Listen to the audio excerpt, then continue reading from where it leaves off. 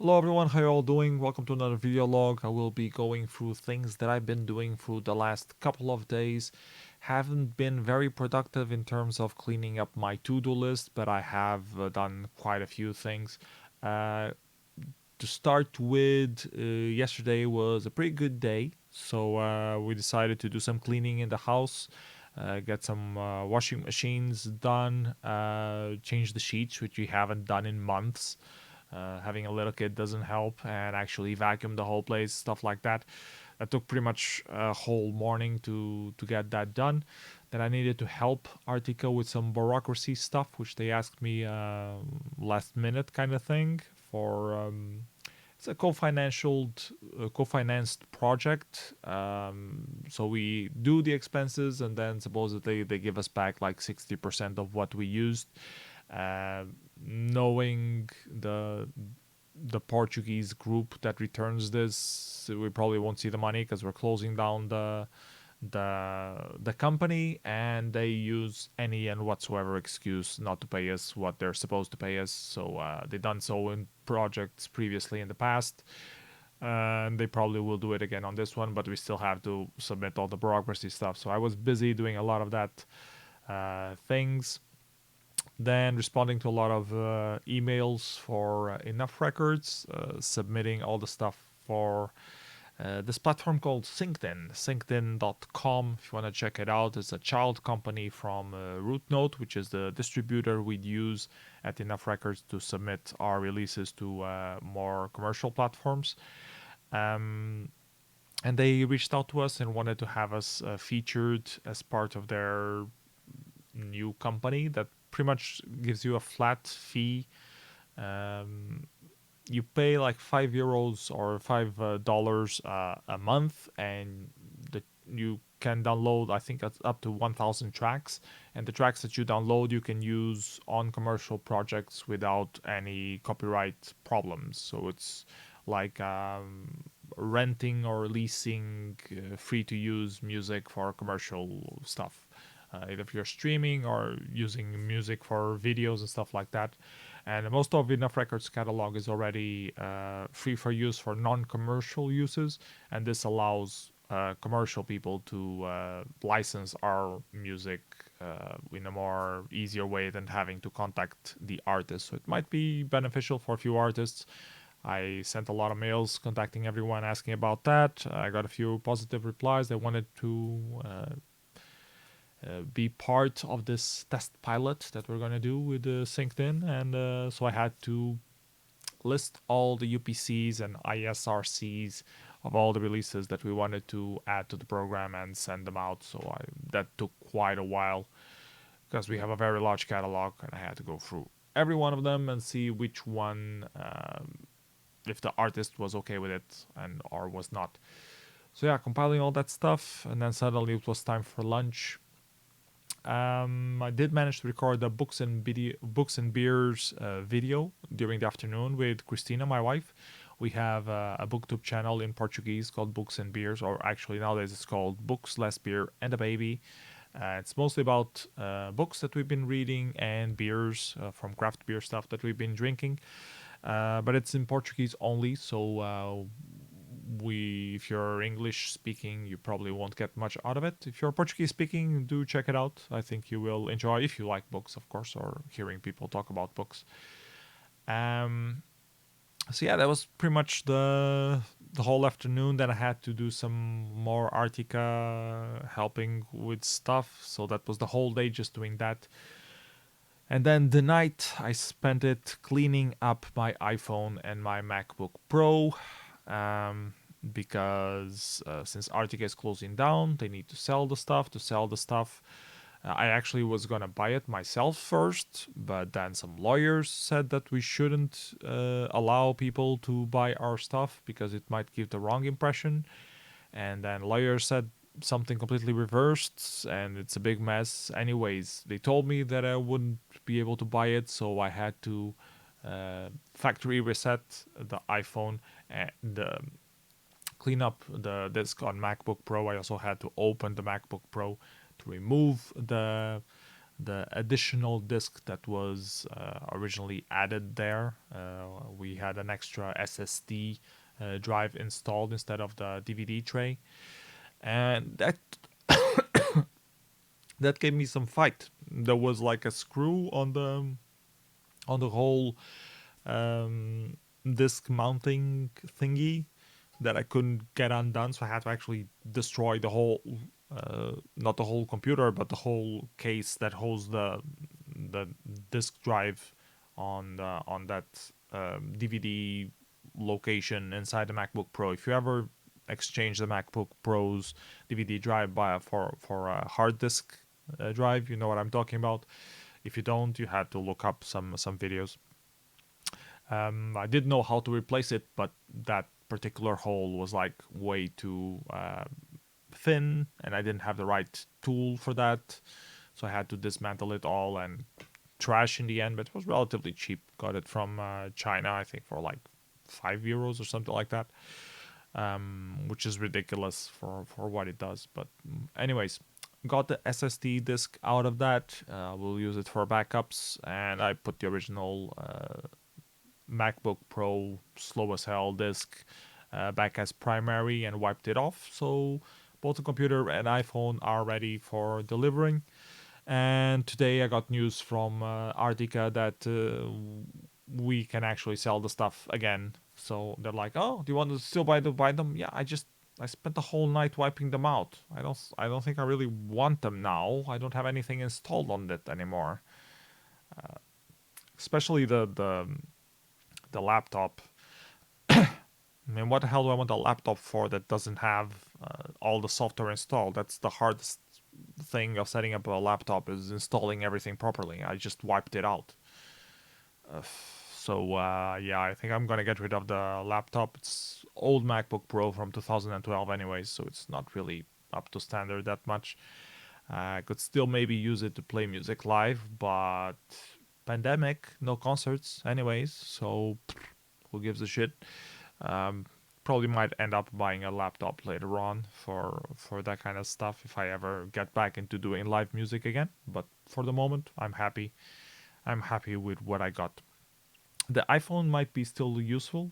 I'm right now I'm using this little thing. It's an ZTE, and it has a Firefox operating system on a phone. This was some prototypes that one of the guys from Artica had access to, and he ended up giving me one for see if I wanted to play around with it and maybe do some apps for it. Meanwhile, Firefox operating system for smartphones got discontinued, so this is a very rare thing nowadays. It still works, takes calls, sometimes it doesn't work on speakerphone, stuff like that, has a few bugs and no updates in sight, but it works to pick up calls, so works. Ship it. That's what I've been using, but I don't have a proper way to capture videos. The camera on this one isn't as good as the one from the iPhone, so I guess I might as well keep the iPhone just to use it as a webcam, a portable webcam to do videos of my kid, I guess. So yeah, what other stuff? Oh yeah, today was a very interesting day. I woke up with my wife discussing with a guy. I wasn't really understanding the whole conversation. I was just trying to sleep, and they were talking. When I finally got up, she told me that the guy was from an ISP company called NOS, which was the ISP that we used to have, and they didn't have the specific service that I wanted, so I discontinued it. And they complained that I discontinued, complained or more cried about it, that I was leaving them. Oh no, can you pass another contact? Does anyone else want your account since you're a privileged accountant and whatever? The bullshit that they usually tell you to try to retain an account in any way, shape, or form. So I ended up putting my wife as the new account representative, somehow passing the account to her, and she installed it on her mother's place. Anyways, doesn't matter. We stopped having Nosh here, and we started having a new company, which is Novu. And I pay a lot less, and I have the exact service that I want. I wasn't taking use of the TV, and Nosh didn't give me a deal without the TV, or at least the commercial people that I always talked with couldn't give me such a service. Anyways, the guy from Nosh came today, and he just came to cut a cable. The service was no longer working. I paid the full months. I haven't been using it for 3 months or something like that. He came here, he cut the cable, he cut the wrong cable. He cut the cable from Nofu. So he cut my currently working internet connection to remove a service that no one is using. And he cut it with a cable that couldn't be reconnected because that's how they cut. So yeah, we were out of internet. My wife was in the middle of a business call, and yeah, no internet. Great way to do remote work. We are both doing remote work at home without internet. The guy said, "Oh, okay, so yeah, is it working now?" My wife, "No." So can you put it back, please? And he goes, no, no, I only cut. I don't have the tools to put it back. I'm gonna go down and call my coworker, and my someone will be here to fix it. And my wife like, soon, in an hour, when? Oh yeah, yeah, yeah, someone will come. So of course a few hours later, no one came, no one called. So we called there to protest, asking, what the fuck, you come here, you cut our service from the other operators, not even yours. Well, what the hell is up with that? We're still customers and everything, just on another location. What the hell are you doing? And they say that they can't reestablish the service. We have to call the new operator, which had nothing to do with this cut. They weren't they that cut, and they had to reinstall what was working properly before the other guys came here and cut. So that's what we did. So my wife wasted money to contact Nosh, asking what the fuck was that. And these are premium calls, so we got like €2 cost out of that. I had to call our current operator to get them to come back here and reinstall. Waited the whole afternoon, which makes sense. The installations take time, so we can't really complain much about that. Finally got internet back like at 7 p.m. And cherry on top of the cake is that I go check my emails when I finally get internet back, and I have a report from the old company saying that they did a technical intervention here to cut the cable. Yeah, no shit. Why the hell did you come here and do that? And added on that was that the equipment that they were also supposed to retrieve, which is the original modem and router, which we have here for them, were not taken from them because the contractor, the ex contractor person, were not here while my wife caught them cutting the stuff, and they didn't ask for the equipment at all. So what the fuck? So yeah, they're gonna get a complaint submitted to them. The good thing of all this is that without being without internet the whole day, I managed to revise the text that I meant to revise, or this one of the texts that I meant to revise from the solarpunk story for the creative writing submission call. So I managed to do some good revisions on that one. It's a lot more on point. Still not sure if it's ideal what I want to submit. It feels like it's too much down to earth, like it's like within our grasp. We just need like, I don't know, a million euros, and this could easily be done and be working properly. It doesn't feel like it's science fiction enough, and I feel like when they ask or they open this call, they were aiming for more science fiction kind of stuff and not like uh, alternative reality kind of. I don't know the right word for it.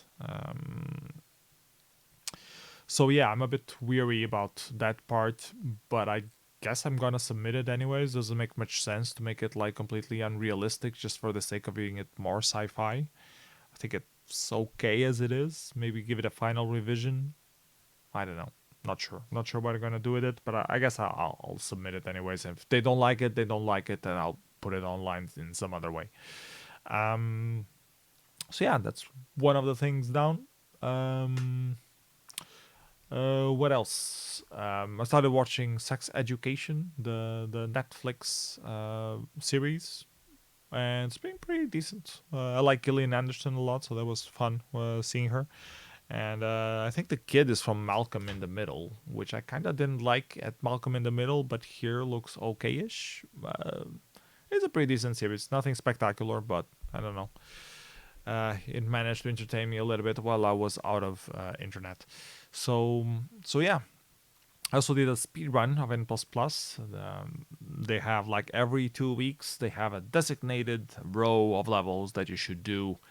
And the current one is Eero, which is quite hard to do. And I decided to do it, just try it on a live stream. And it took me like 2 hours, 15 minutes, or 2 hours, 17 minutes, I think, to be exact, which is pretty bad, but for an unpracticed run, it's okay-ish. I think I could probably get it down to 1 hour if I actually bothered practicing some levels. I think it might be too gruesome for me though. Not really, doesn't feel like my thing right now, so I'm probably gonna skip it. Anyways, yeah, that's all I've been doing for today or the last couple of days. Let me know what you think on the comments below. Any of this crap ever happened to you? See you next video. Bye bye everyone. Take care.